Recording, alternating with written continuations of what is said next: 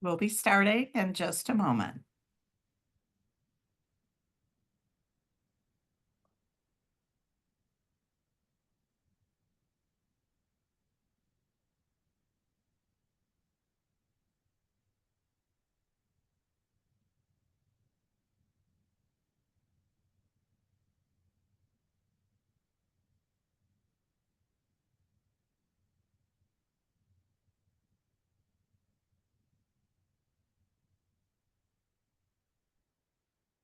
We're waiting to let a few more people in and then we'll get started. Thank you.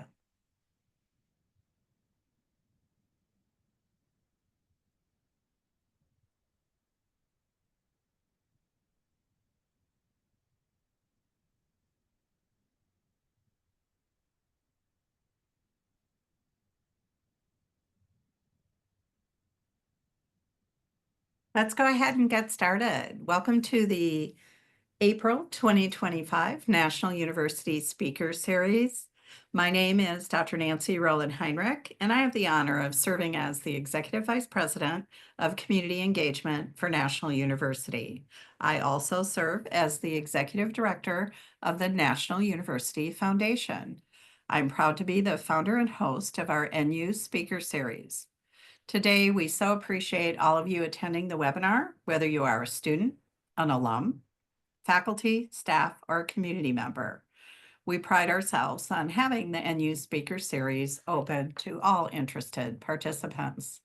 Since the series started in 2020, we have held more than 50 episodes with a wonderful array of speakers and very interesting subjects.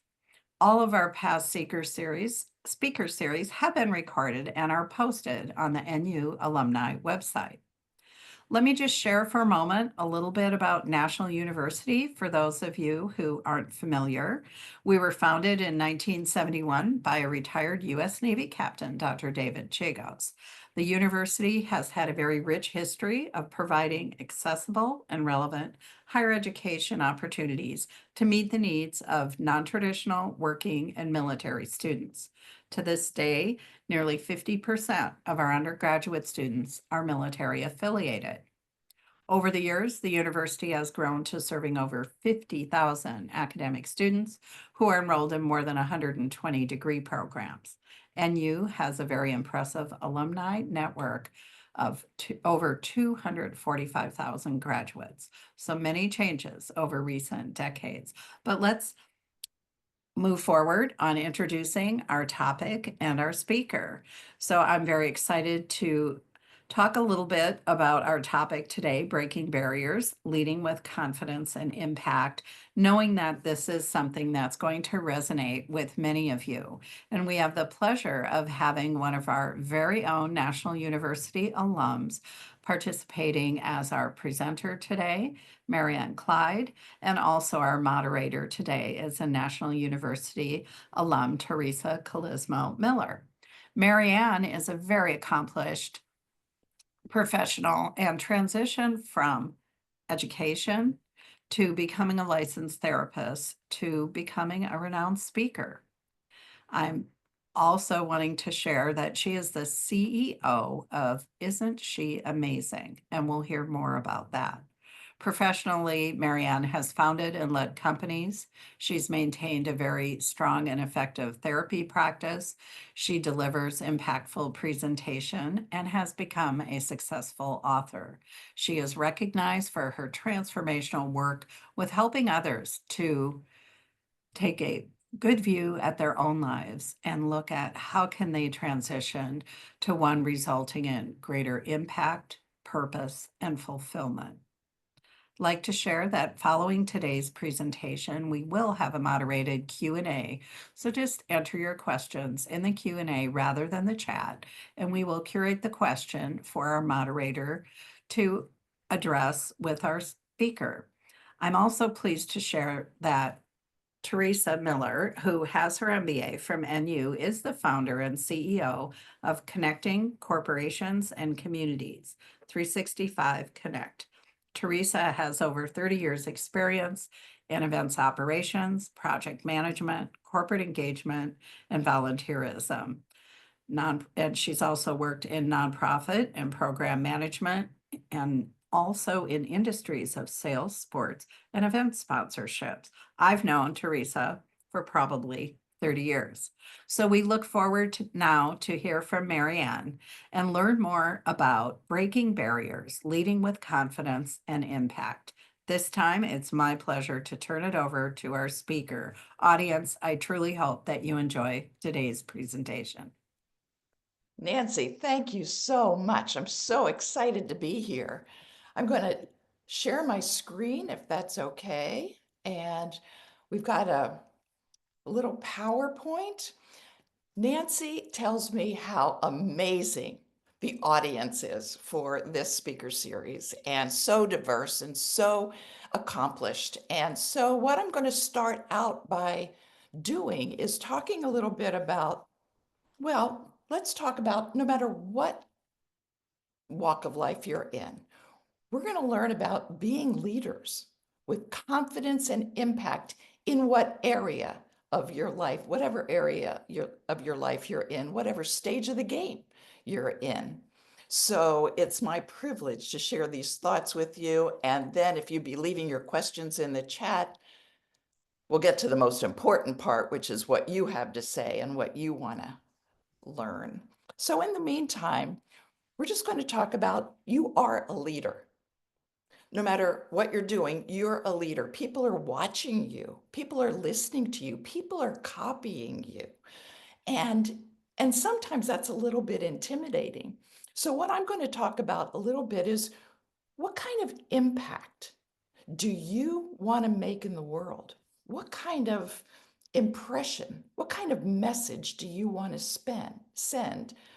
And then what's holding you back from doing that exact thing? You know, we talk about so many different kinds of questions that we have, so many doubts we have about ourselves. You know, we have a fear of failure, we have a fear of success, we have self-doubt, we have financial concerns. Every single one of us experiences some kind of doubt and some kind of questioning that we have about, are we competent enough? Do we have enough education? Do we have enough training? Do we have enough experience? Do we have enough wisdom to accomplish that which we set forth to do? And so here's a question I want to ask you. Let me just move this forward. We have to pay attention to what's going on in our lives and in ourselves. And I want to ask your question, what are you noticing going on inside of you? Now, a lot of times we have longing for something. We want to be bigger. We want to be better. We want to be better known. We want to sell more books, teach more classes, make an impression, have a relationship that we just love. And we long for that. And then on the other hand, we have a little discontent going on. We have, geez, I wish I wasn't going week to week with my paycheck. I wish I could have that promotion that I'm looking for. I wish my kids would be a little more cooperative.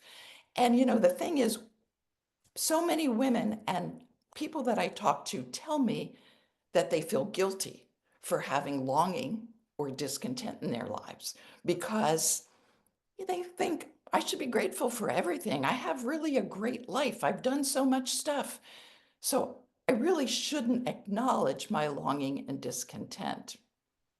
But I'd like to say, I think you should. And here's why. We all have feelings. They're natural. They come up. So I want you just to take a minute, if you will, and imagine what you're feeling right now about what your circumstances are in the world. Why maybe you joined this chat tonight. What are you looking for? How can we help you? What do you want to do more of? What do you want to be better at?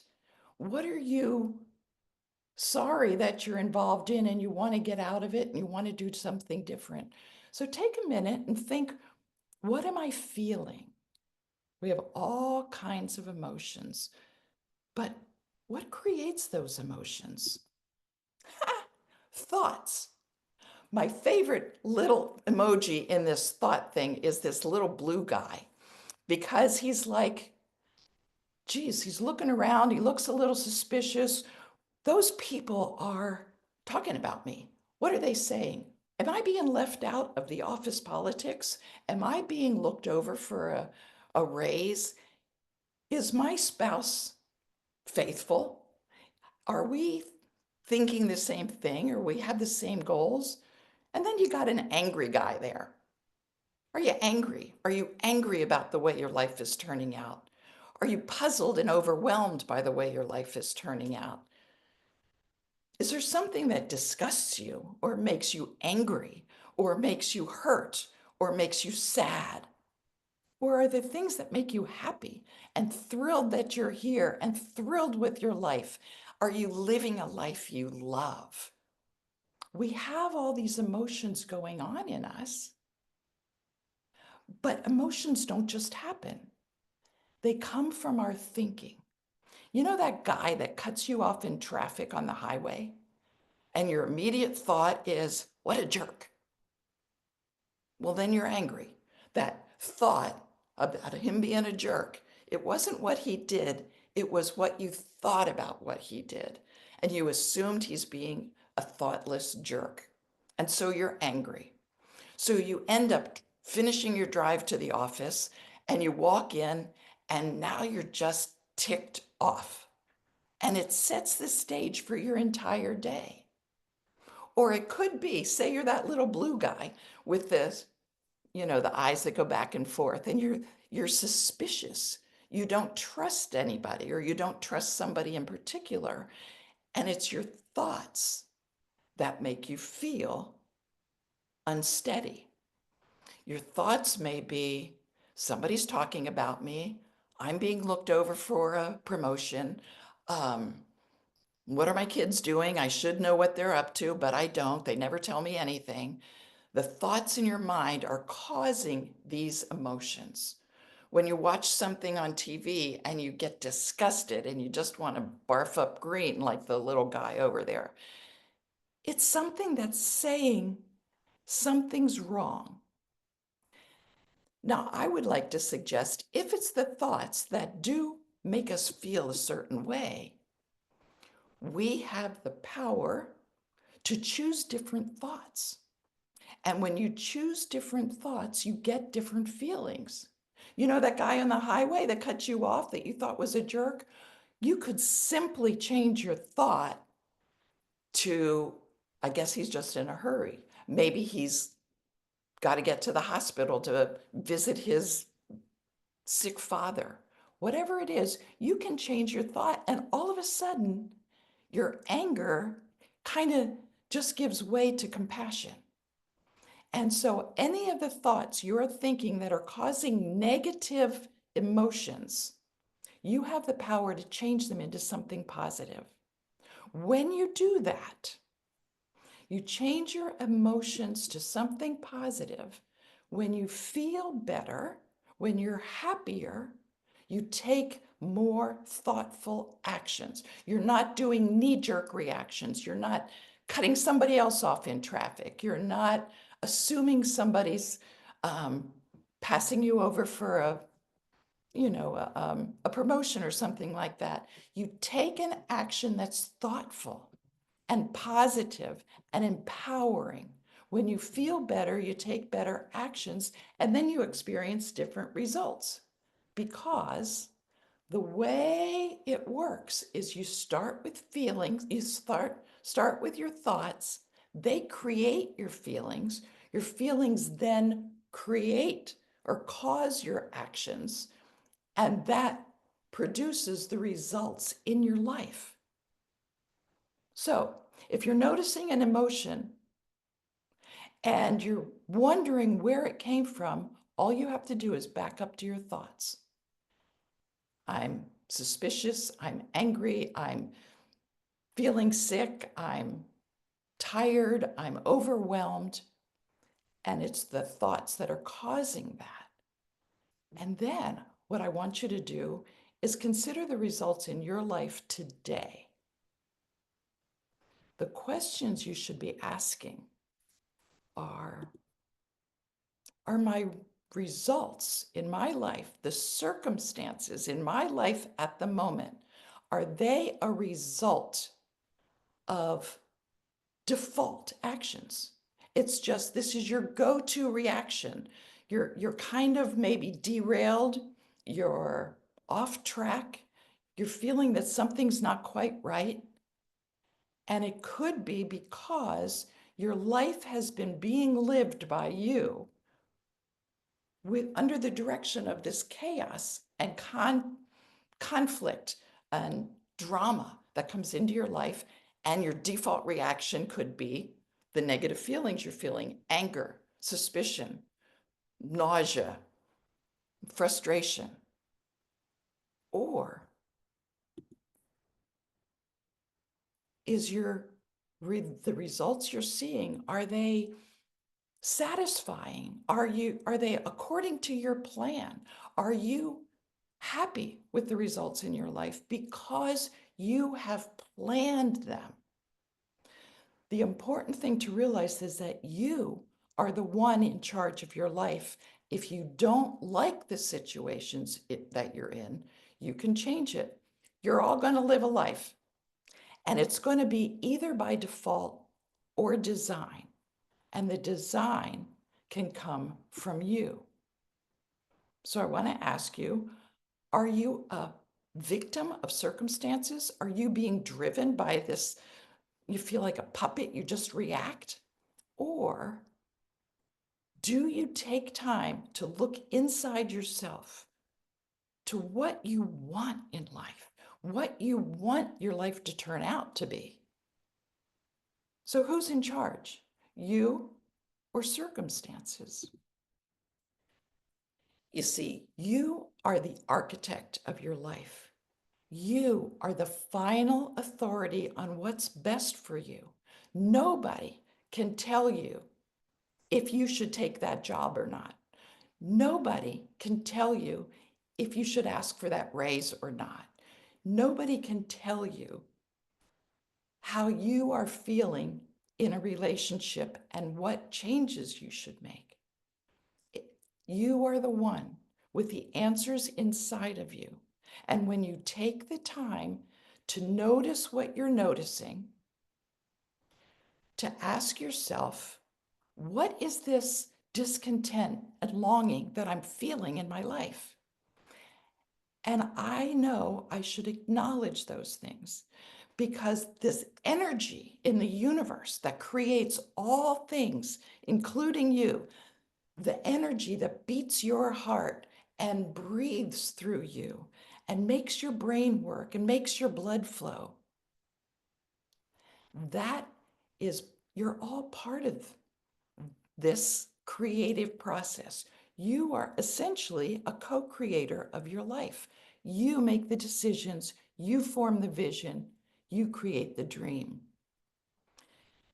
So there's things you have to do. You certainly have to take control. You have to decide, I'm no longer going to be controlled by circumstances, by the weather, by natural disasters, by the chaos that goes on at the office, the personal politics that happen that frustrate you to know every day, the relationships, the mediocre relationships you feel like you have.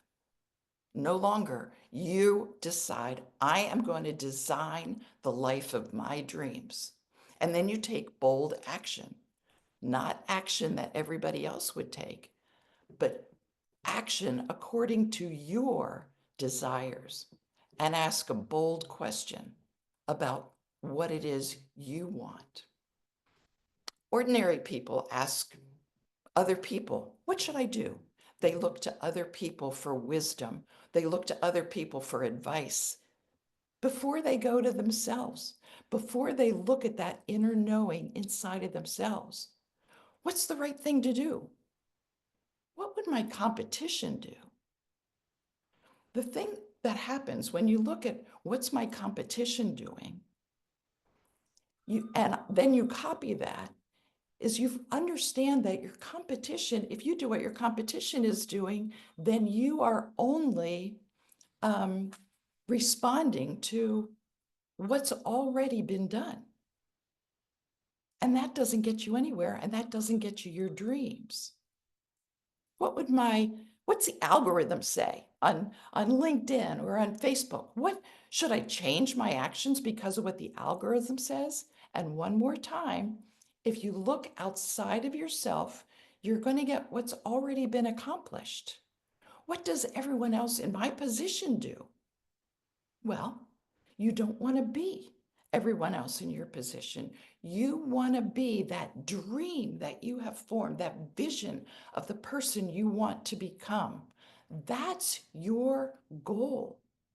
And the you that's inside of you dealing with this discontent and longing decides it's there for a reason. That discontent and longing is the energy of creation pushing you to grow and expand, like our ever expanding universe. You are also created to grow and expand. So if you're always asking what everyone else is doing, you're always asking other people instead of trusting your gut. You're trusting ChatGPT, which is great. I love ChatGPT. I get great answers from ChatGPT. But like everything else, if I submit a question to ChatGPT, all I'm going to get is what has already happened. And you are going as a leader in another direction, a direction that you have chosen. So the powerhouse that you are asks a question instead of what would you do? What should I do? Or why is this happening to me? The powerhouse asks a question, what would I love? What is it I desire? What is this longing telling me? How can I grow and expand? What would I love to have? What would I love to produce? What would I love to be known for? How would I love to impact this world? And from that, you create the vision and the plan for your life. And then you are the one that needs to take that step about which direction am I going? What am I going to do to get to that life that I love? Great. Now you've asked the question and you've got all these options you can do, how you can impact the world, how you can move up at your present company in your job that you have now, how I can create the business that I love, that I want to create. How can I have that relationship that I really want? How can my family be more cohesive? What can I do about that? You answer all those questions, but don't get bogged down in the myriad of questions, in the chaos of questions that are often based on your circumstances. Choose from all the options one that feels expansive to you, one that feels like, I could do that. I would love to do that. I could make an impactful life if I was doing that. And here's how I'm going to do it. Problem comes up because, not too long ago, well, yeah, it was long ago now that I'm thinking about it, it was 2013 when I was working with a coach. And I was a practicing therapist at the time, and I said, I want to double my fees. And we talked about how to do that, how that would work, what would happen to my clientele if I did that, all this kind of stuff. And then she said, okay, we decided I'm going to raise my fees. And she goes, great. When? Well, it was May. And I thought for a minute and I said, I think July 1st. And she just laughed and said, what's wrong with the next phone call? What's wrong with today? Why can't you do it now? So ultimately, I did. I made the decision to raise my fees right at that moment because she was teaching me a really important concept. And yes, but later is a no. And you know that as well as I do, that when you want to do something, but you put it off. Why do we put it off? Because the stress of change is huge. We all feel it. Nobody loves change all the time. We like what's familiar. But if we put something off until later, ultimately, it generally doesn't get done. So it's not really a decision until you act. When you answer the question, what would I love?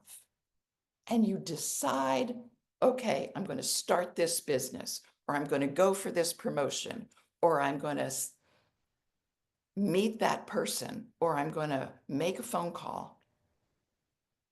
It's really not a decision until you actually take a step. So what I want to make sure that you got from this discussion is that you are the authority in your life. The longing and discontent are signs to you from the universe that it's time for you to grow and expand. And it's a good thing to do that. So you can recognize a leader because they pay attention. They pay attention, yes, what's going on. They see the circumstances, they see the results in your situation, but they are not driven by circumstances. A leader recognizes that discontent and longing in their lives as a signal for growth, not a signal to shut down and just be happy with what you've got.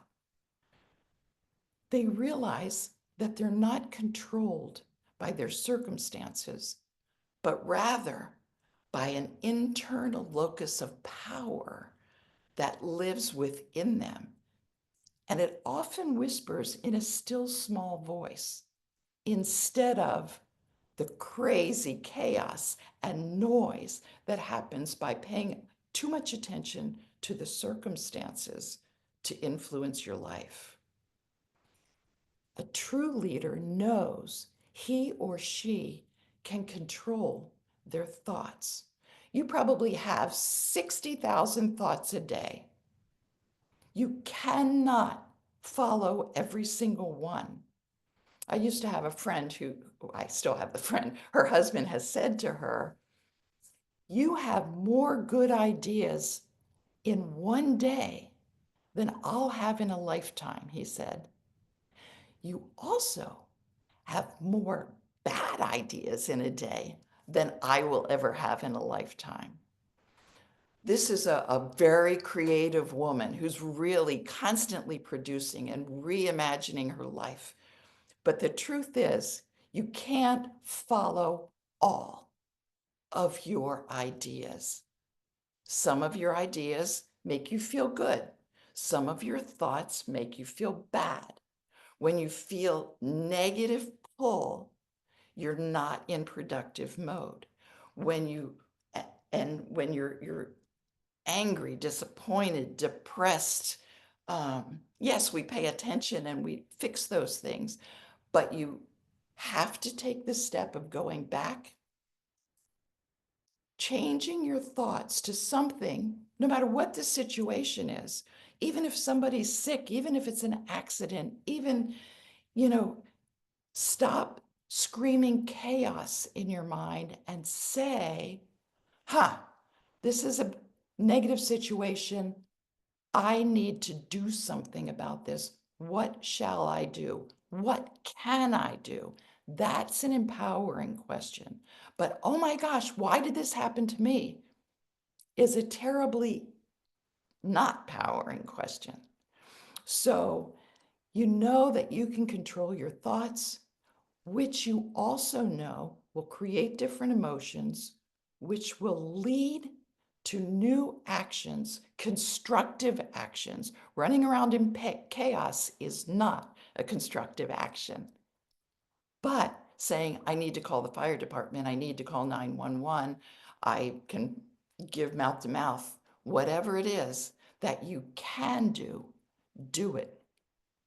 And that will impact the results in your life. Leaders are decisive. We've got lots of options, but we have to decide and then have to take action, because otherwise you're running around with a chicken, like a chicken with your head cut off, and you're not making the difference you want to be making in the world. And then after this presentation is over, I would recommend you go look in a mirror. And that's how you recognize a leader. You'll see one looking back at you. And all you have to do is remember a couple little things from this talk that you think, oh, I'm going to make that one little change. I'm going to remember that one little thing. I'm going to take that one step. And when you take one step, you can change the trajectory of your life. You don't have to change everything, but that one little percent will change this whole trajectory. You'll be going in a whole new direction, and then you can make other decisions off of that. And those little changes and habitual changes that you do every day will actually change your life. Now, I'm Marianne Clyde. I have a business called Isn't She Amazing? And what I specialize in is taking leaders who have a vision, or and if they don't have a clear vision, we create a vision together. And then we form a group of masterminds. We all are part of the mastermind of the universe. You have something to say, I have something to say, everybody on this call has something to say, and certainly not everything is going to feel really expansive to you, really true to you. But you know as well as I do that when you hear a truth, something that works for you, you can use that to change your life. So the mastermind groups that I hold are with leaders who have a vision, but know that they can't do it by themselves, because we all get discouraged. We all have those thoughts and fears that we saw in the first slide. We have self-doubt. We want to give up sometimes. We have concerns that we can't rectify on our own. And that's where the mastermind group can help you really, really form a new direction in your life and give you some stability and lead you to success. So this QR code is actually how to schedule a short call with me if you're interested in any of those masterminds. And then I will stop sharing so that Teresa can come, and she and I can have a chat, and we could talk about your questions that were in the chat. And hey, Teresa, How are you? I'm good. How are you? Good to God, see you. I just love listening to you. You are so motivating and inspiring. And I have to tell you, I have so many notes that I took while I was listening to you. Girl. So I apologize if I look down, but I really want to make sure this was so wonderful. And thank you so much for all your inspiration, all this valuable contribution to who we are and how to make ourselves better. You said something really interesting about the average human having about 60,000 thoughts a day. Oh my gosh. I When you know. when you think of it that way, um, it's scary. And can you imagine most of those thoughts being fears and fears of failure? Um, yeah, I saw as you started talking, there were people in the chat saying, I'm afraid of failure. I'm afraid to start. I don't know what to do. Um, Talking to yourself like that self-negative talk every single day, Mhm. 60,000 thoughts. It's going to bring you down. So Of how course. do you, what other advice would you give to change even just a little bit of those thoughts into positive? I mean, we all do it every day. It's like you said, it's the default. That's right. That's right. And you're right. Because generally the thoughts don't all just we don't create all of the thoughts. A lot of what we think is stuff we've heard Right. from our childhood since we were children. And it's, you know, I'm a parent. I've got 8 kids, 20 Yeah. grandchildren. I'm not looking to guilt anybody on we didn't do a great job sometimes as Yeah. parents. Yeah. But our parents generally, out of the goodness of their heart, out of their own history, and teachers the same way, they tell us things, maybe not so we don't get disappointed. They tell us things, you say, I want to be president.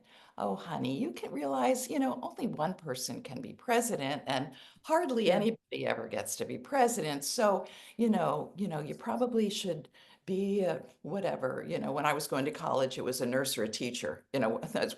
Those were my two big choices generally. Yeah. But that again was a belief that my family of educators it kind of comes by osmosis Yeah. almost. It's just like that's your choices. When you get older, my mom used to say when you get older, you have to cut your hair.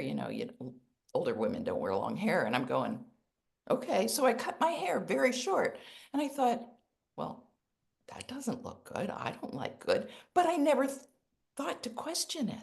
Yeah. And so now I question every freaking thing Yeah. that goes Yeah. through my And it's funny that you say that because that's what I tell my kids. I have three grown children now.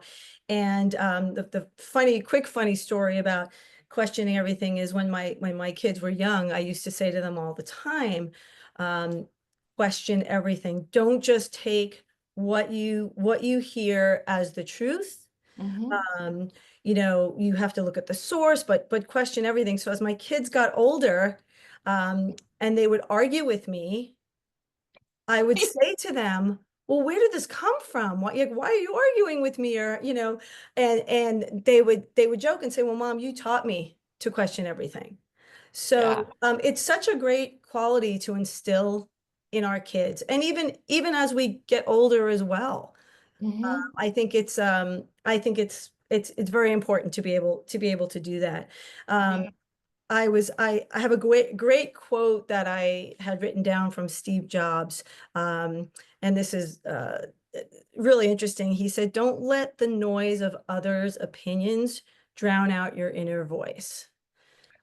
So And why? I think it is just so important, um, for what you said about we are powerful.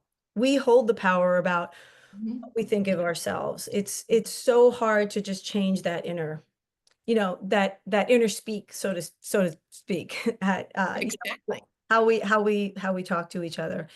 Um, One of the things that really that I love to talk about is like the power of purpose. I find that um, especially in the job world, millennials today are looking to connect with organizations um, that have a greater purpose, that have leaders that have uh, a purpose in their lives, or the company has a purpose in their lives. Um, how can you tell people to like reconnect with their sense of purpose? How do they find what they really want to do in their life if they've lost some of that some of that clarity? That's a great question because I do think people with a sense of purpose in their life are healthier, they live longer, they thrive because we have a reason for existing, not just existing in itself. And it drives us forward. It's why I encourage people as they get older that your life is not over. Yeah, I mean, yeah, so I'm 71, and so I'm thinking, I got maybe 30 years left. So Yeah. that's a whole career. Yeah. And, Yeah. and, um, and it's so important because we do get fed these thoughts about, our family never made a lot of money. So who do you think you are thinking that you're going to ask for a raise? Yeah.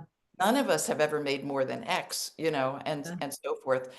And we all have some sort of belief inside of us that we're not good enough. Right. We don't matter. In some way, it comes somehow. Why do you think that? Do you think it's the stipulations that society puts on us? Why do we feel so deeply about that instead of feeling so confident and powerful every day?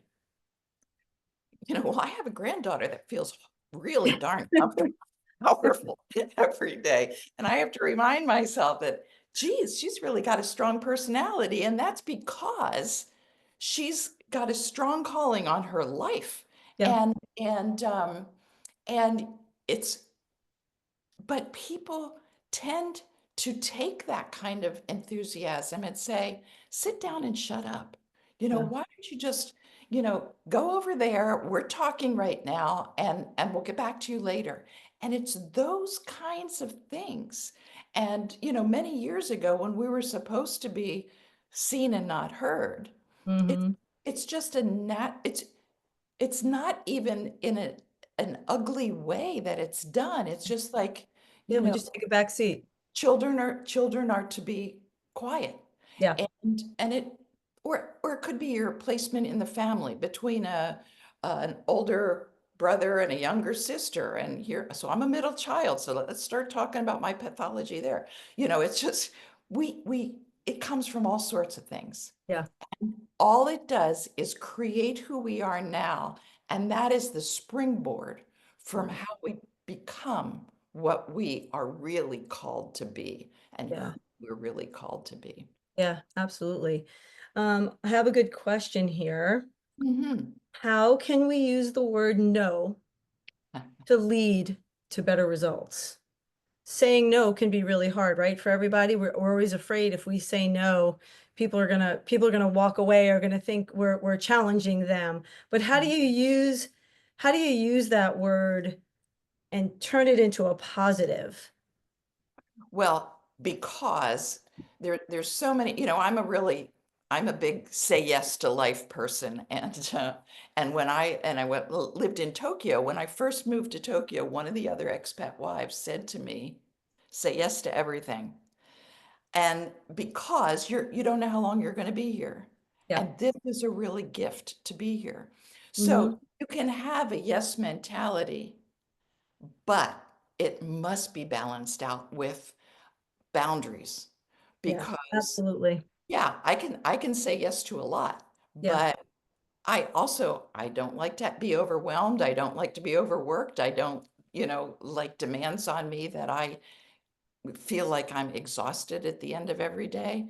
So I put clear boundaries on why don't you be on this board? Why don't you be on this committee? You're so good. Why Yeah. don't you, and I Yeah. bet everybody who's listening gets these kind of invitations all the time. And, the answer is, thank you so much. I'm really honored that you asked, but Yeah. no. Yeah. That's a great Uh, way to say and it. you Yep. do not have to explain yourself. I mean, you get stopped by a cop for a speeding ticket. You don't have to explain yourself. Mm-hmm.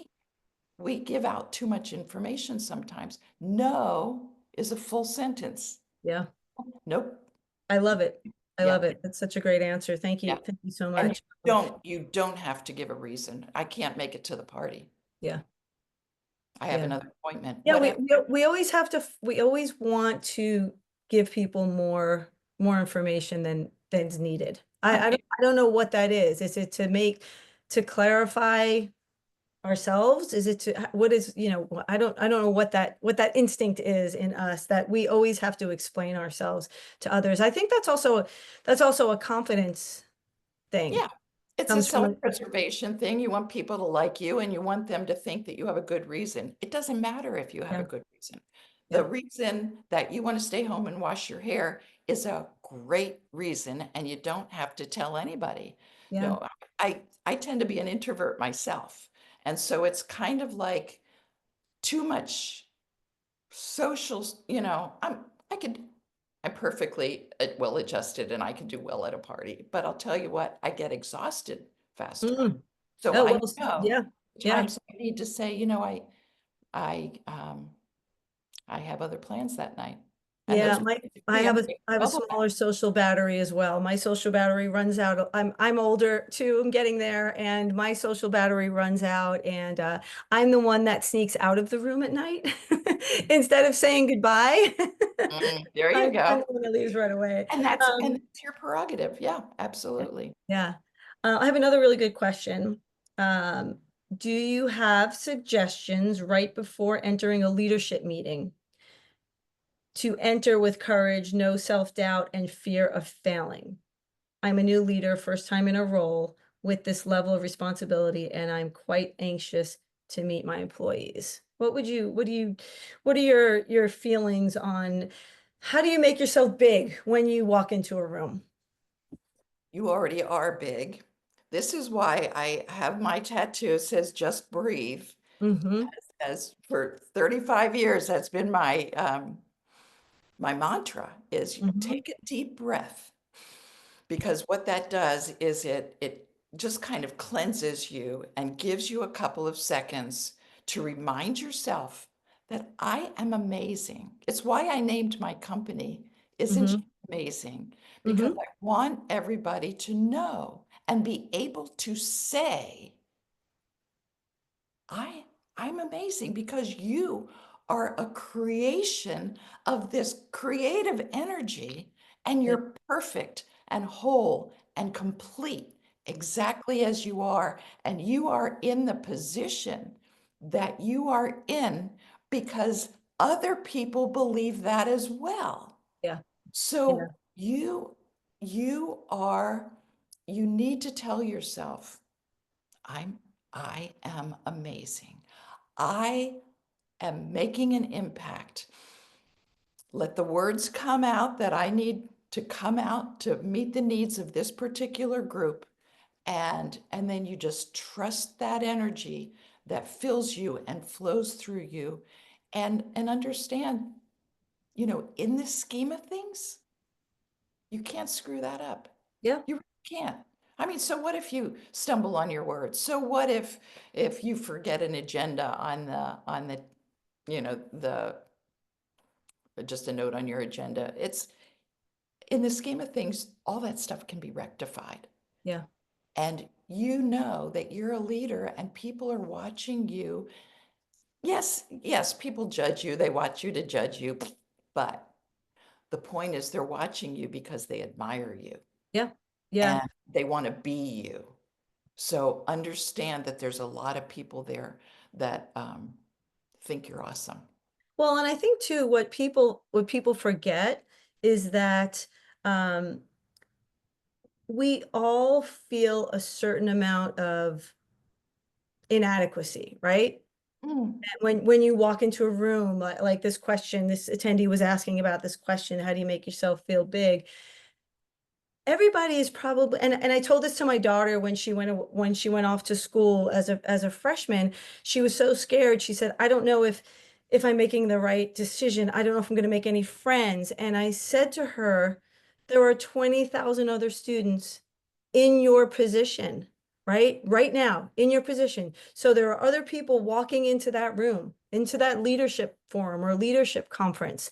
Mhm. Um, that probably feel the same way that you do, but you have to have that confidence in yourself to again to be big and to make yourself big in that room and to walk in with your shoulders back and to have confidence and say, hi, my name is Teresa. um, they will turn around and look at you and follow your lead, and you will even make them feel better by you saying, hey, it's okay, I'm here, I'm just like you. Teresa, you are so wise. And I made a decision to start doing that kind of stuff when I go to anything, a networking It's group, hard. It's whether hard. I'm leading or speaking or just a participant, it's I walk in and I find somebody and I say, "Hey, Yep. I'm really glad you're here." Yep. And Absolutely.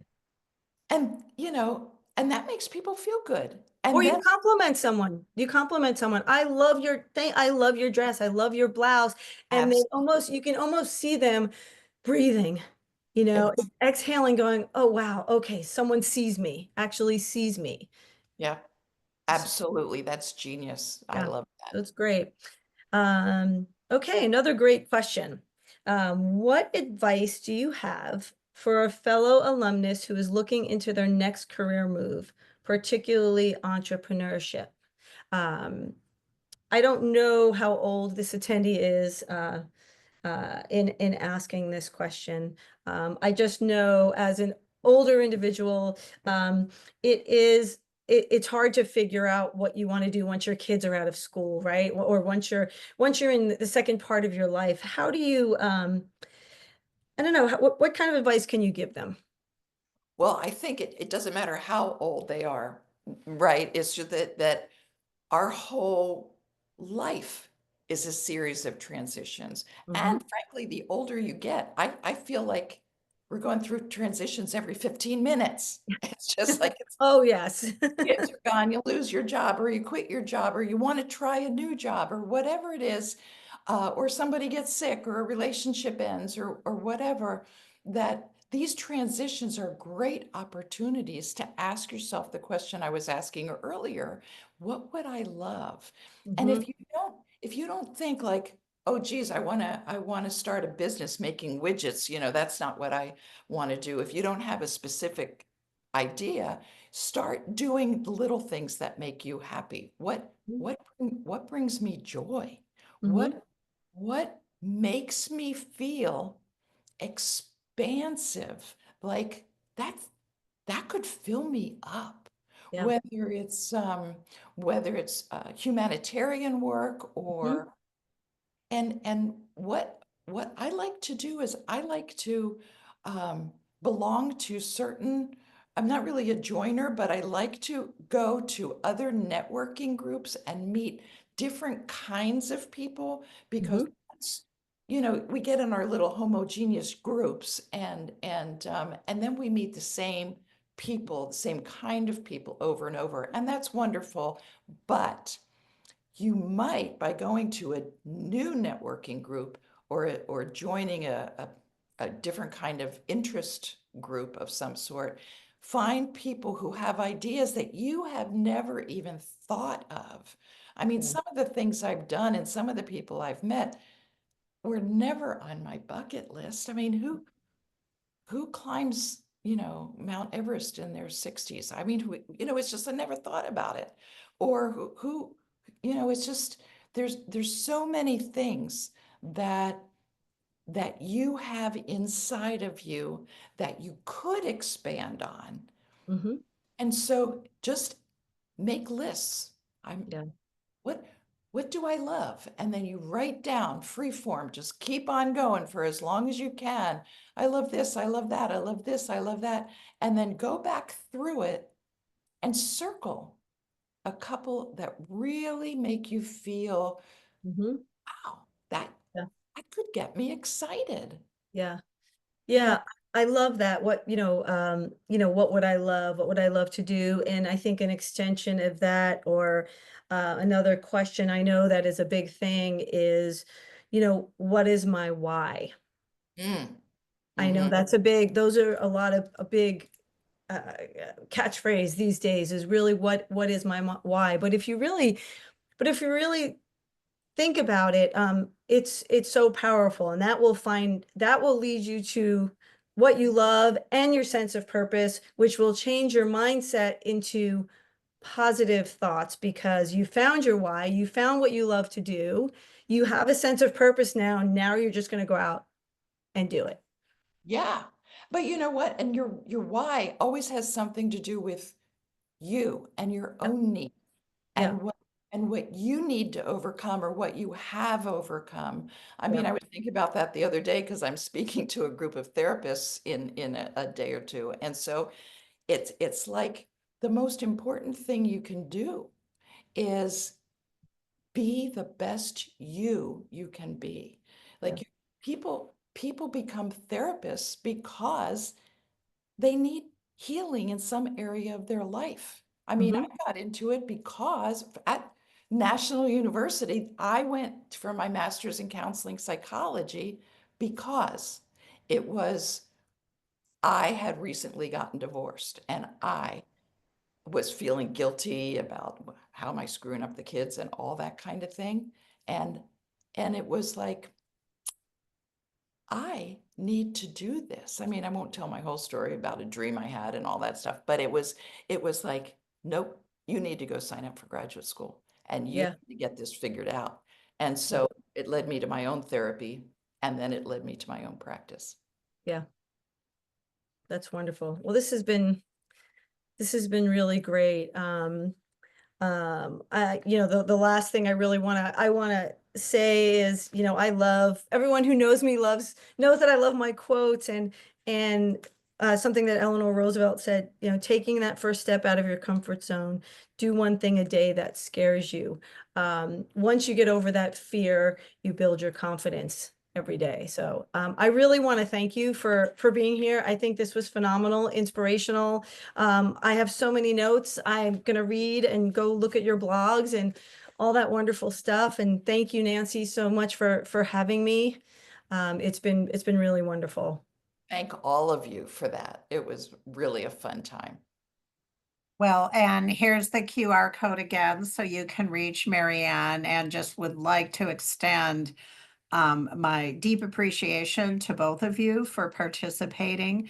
Marianne, I think, this was a little bit different topic for our audience, but I think it really was meaningful to them and made them reflect and, think about that positive attitude, think about engaging in things that feel like they are purposeful in life, taking better actions that will result in better results. And I think that, too often people focus on the discontent and that type of thing, but, you only have control over your own life. And there's a lot of distractions that can be very unhealthy, personally and socially for people. So I think this was really amazing. I'd love to encourage you to, consider looking at Marianne's book, connect with her, and appreciate that you're offering yourself to talk to our audience members. Teresa, very excited for you and the success that you've had in your own business. Thank you so I've much. watched you grow over the years, and I know that what you're doing now is with passion and purpose, and you're really making a difference in the community. Oh, thank you. Want to thank Heather and our alumni team for our helping with all the behind the scenes action with our speaker series. Just want to share a couple of upcoming events for our alumni group. We have networking on April 9th. We've got an association meeting for alumni on the 17th, a career transition seminar, which we hold on site at Scripps Ranch with Blair Search Partners. We also have webinar on Handshake for career placement with navigating job and internships.